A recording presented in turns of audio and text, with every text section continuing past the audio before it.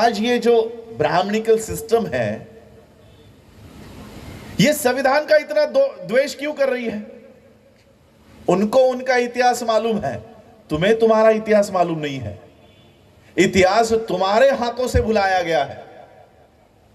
आज भी हम अगर अपनी पहचान पूछे, कोई आपको पहचान पूछे कौन सी जाति के लोग हो, आम्ही काय म्हणतो?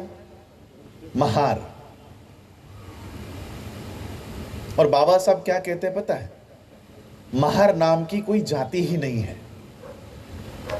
और ये मैं नहीं कह रहा हूं, ऑन रिकॉर्ड बाबा साहब अंबेडकर जी की पब्लिकेशंस गवर्नमेंट ने छापी हुई है, मैंने नहीं। बाबा साहब का एक ऐसे ले लो, थीसिस है, हु वेर महार्स, महार पूर्वी कोण होते, हा बाबासाहेबांचा निबंध। बाबासाहेबांनी महार शब्दाचं अस्तित्वच नाकारलेलं आहे। महार नावाची जातच मुळात या देशात नव्हती। आणि आम्ही काय म्हणतो? आम्ही महार आहोत। यहां पर महाराष्ट्र में महार, यूपी में जाता है चमार, आप आंध्रा में चले गए माला, मदीगा, अलग अलग नाम से एक ही लोग हैं, लोग एक ही हैं, लेकिन अलग अलग जाति के नाम से जाने जा रहे हैं। तो ये लोग है कौन? बाबा साहब ने पहले तो आप लोगों को आपकी पहचान करा के दी कि आप हो कौन। हम लोग कौन है पता है? हम सभी लोग अपनी अपनी पहचान खो चुके हुए लोग हैं। सभी लोग, हमारे जो लोग हैं, ये अपनी पहचान भूल चुके हैं कि हम हैं कौन। तो बाबा साहब ने शुरुआत कहां से की? Who were Mahars. अरे तुम लोग हो कौन? पहले ये समझो कि तुम हो कौन। बुद्ध तो बाद में है, बुद्ध समझना बहुत बाद में है, लेकिन तुम लोग कौन हो? इसलिए बाबा साहब ने वो निबंध लिखा। बाबा साहब लिखते हैं कि महार नाम का शब्द कहीं पर भी मनुस्मृति में नहीं है।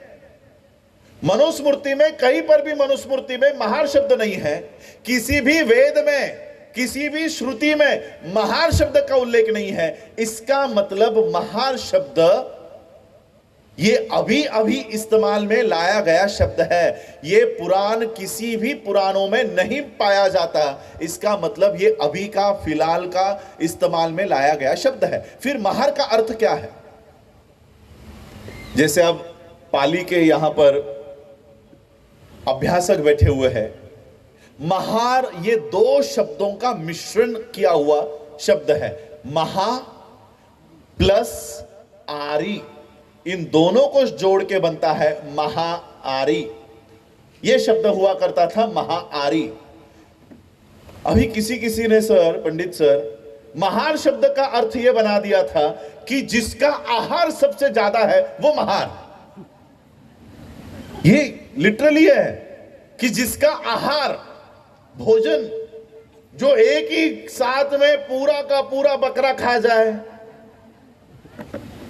बकेट भर दाल पी जाए, जिसका आहार सबसे ज्यादा है, वो होते हैं महार, महा आहार।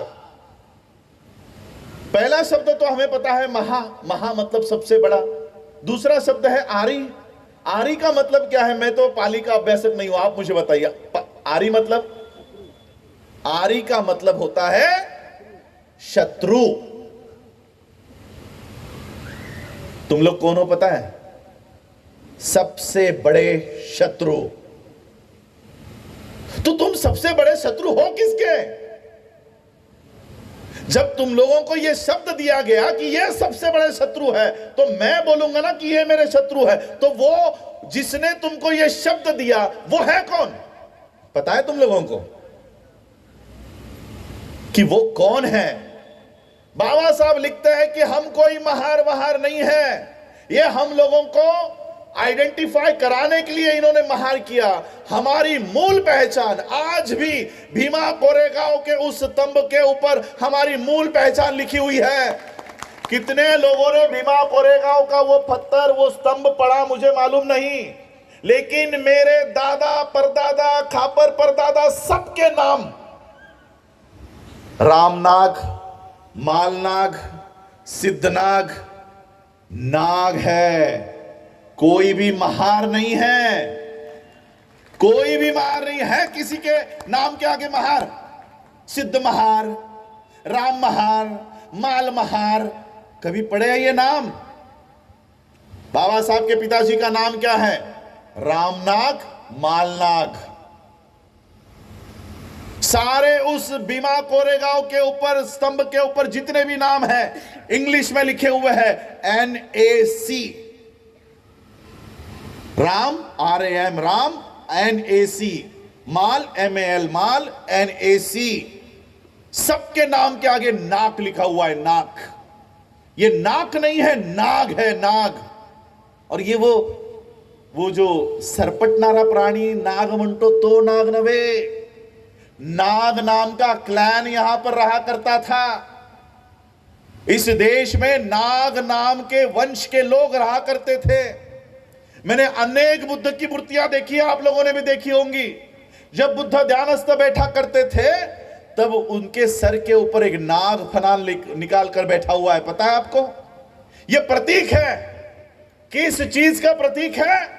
कि जब बुद्ध ध्यानस्थ बैठा करते थे तब बुद्ध की हत्या करने के लिए इस देश की ब्राह्मणी व्यवस्था उनके हत्या करने की कोशिश में लगी हुई थी। किस बुद्ध की हत्या करो? इसने हमारे वेद बंद करवा दिए, इसने हमारे होम हवन बंद करवा दिए, सारे कर्मकांड बंद करवा दिए। और इसलिए इस बुद्ध की हत्या करनी चाहिए, इसलिए इस देश की ब्राह्मणिकल सिस्टम कार्यरत रहा करती थी। और बुद्ध को उस समय आश्रय देने का काम नाग राजा और नाग रानी किया करते थे, नाग के प्रजा किया करती थी। और जब बुद्ध ध्यानस्थ बैठते थे तो वो नाग उनकी रक्षा किया करते थे। ये उस बात का प्रतीक है जो आज हमारे सामने है कि हम कौन हैं। हम बौद्ध नहीं हैं, हम जिसने बुद्ध की रक्षा की वो तुम लोग हो। सिर्फ बुद्धिस्ट नहीं हो, सिर्फ बौद्ध नहीं हो, जो बुद्ध की रक्षा कर रहे थे, जो बुद्ध की रक्षा कर रहे थे। अब समझे तुम लोग सबसे बड़े शत्रु क्यों हो? तुम लोग इस देश के ब्राह्मणी व्यवस्था के सबसे बड़े शत्रु क्यों हो? क्योंकि तुम इस बुद्ध की हत्या नहीं होने देते। आज भी इस देश में इस बुद्ध की हत्या करने के लिए यह ब्राह्मणी व्यवस्था खड़ी है।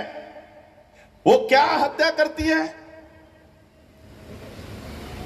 इस देश की ब्राह्मणी व्यवस्था जब किसी महापुरुष को खत्म नहीं कर सकती तो वो उसको अपना लेती है। जब ब्राह्मणों को पता चल जाए कि मैं इसको खत्म नहीं कर सकता तो वो उसके गले पे हाथ रख देती है, कंधे पे हाथ रखती है, तो मेरा ही है, मैं तुम्हारा दुश्मन नहीं हूं। और इसलिए बुद्ध की हत्या करने के लिए बुद्ध को विष्णु का अवतार बना दिया, बुद्ध को विष्णु का अवतार बना दिया कि अभी तो बुद्ध खत्म हो जाएगा, अभी तो हमने अपना लिया है, हमने ले लिया है, तुम्हारा बुद्ध भी ले लिया है। लेकिन फिर भी बुद्ध की हत्या इस देश से नहीं हो पा रही, बुद्ध के विचारों की हत्या इस देश से नहीं हो पा रही। क्यों? क्योंकि इस बुद्ध के रक्षा के लिए ये सबसे बड़े शत्रु आज भी जिंदा है, आज भी जिंदा है। और इसलिए बाबा साहब ने 22 प्रतिज्ञा में एक महत्वपूर्ण प्रतिज्ञा दी। क्या? कि बुद्ध हा विष्णूचा अवतार होय, हा खोटा आणि खोडसाळ प्रचार आहे असं मी मानतो। बुद्ध विष्णु का अवतार नहीं है। ये बाबा साहब ने 5 लाख लोगों के सामने खड़े होकर ये शपथ पहले खुद ली और फिर 5 लाख लोगों को दी। और इसलिए बाबा साहब ने हम लोगों को बुद्ध क्यों दिया? इस देश में सामाजिक न्याय की लड़ाई लड़नी है, पहले हम लोगों को अपनी आइडेंटिटी क्लियर करा के दी कि तुम लोग हो कौन, तुम लोग महार हो। बाबा साहब ने दीक्षा, यही दादर में रहते थे,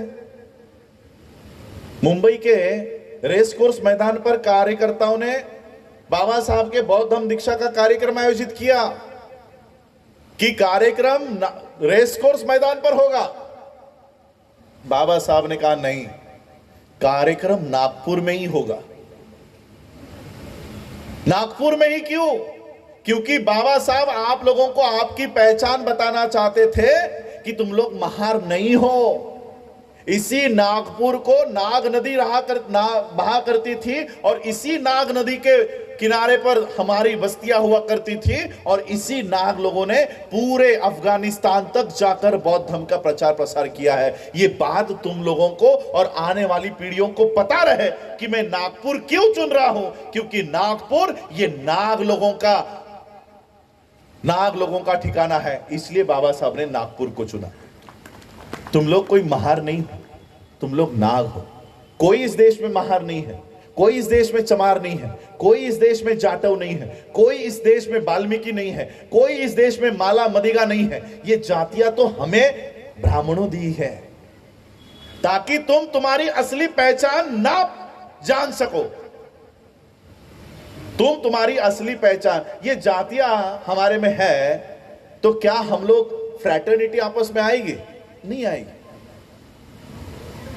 मैं क्या सोचूंगा, ये तो महारों का कार्यक्रम है, हम क्यों जाए? चमार क्या सोचेगा, ये महारों का कार्यक्रम है, मैं चमार हूं, मैं महारों के कार्यक्रम में क्यों जाऊं? हिंदुओं में अलग अलग जातियां हैं, वो सोचेंगे ये तो महारों का कार्यक्रम चल रहा है, मैं क्यों जाऊं? ये जातियां हमारे बीच इसलिए बनाई गई है ताकि तुम तुम्हारा असली दुश्मन ना समझ सको। अच्छा, संभाजी महाराजांचा अपमान कोण करताय आता? तुम्ही करताय का? कोणता हिंदूतला ओबीसीतला करतोय का? शिवाजी महाराजांचा अपमान कोण करताय? बाबासाहेब आंबेडकरांचा अपमान कोण करताय? बुद्धाचा अपमान कोण करताय? तुम सभी लोगों का दुश्मन एक है, सभी लोगों का दुश्मन एक है, लेकिन सबकी लड़ाई अलग अलग चल रही है। सबकी लड़ाई अलग चल रही है। महार अलग लड़ रहा है, मराठा अलग लड़ रहा है, मुसलमान अलग लड़ रहा है, क्रिश्चियन अलग लड़ रहा है। जब मारने वाले का हाथ एक है तो लड़ने वालों के हाथ अलग अलग क्यों है? जिस दिन तुम इस देश में अपनी असली पहचान प्राप्त कर लोगे तब मारने वाले का हाथ भी एक होगा और लड़ने वाले का हाथ भी एक होगा। उस दिन तुम तुम्हारी लड़ाई जीत जाओगे, उस दिन लड़ाई जीतोगे। बाबा साहब ने हमें बौद्ध इसलिए नहीं बनाया कि केवल एक बुद्ध विहार खड़ा करे, उसमें बुद्ध की अच्छी सी प्रतिमा लाए और केवल आंख बंद करके, मैं केवल शब्द भी यूज कर रहा हूं, केवल आंख बंद करके, क्योंकि मैं सारे बुद्धिस्ट कंट्रीज में जुड़ा हुआ हूं तो मैं मेडिटेशन का विरोध नहीं करता। It is a part of Buddhism, ये बुद्धिज्म का भाग है। लेकिन क्या बुद्ध ने केवल इतना ही बताया है? बुद्ध का कोई सामाजिक मैसेज नहीं है, ये बाबा साहब कह रहे हैं। और बाबा साहब इस देश के प्रियम्बल में जस्टिस पहले क्रमांक पे रखते हैं। अब ये किसने लिखा है पता है? संविधान। जिन्होंने पूरे वर्ल्ड के संविधान का बारीकाई से, माइन्यूटली जिन्होंने पढ़ाई की है, उन्होंने देश के संविधान का निर्माण किया है।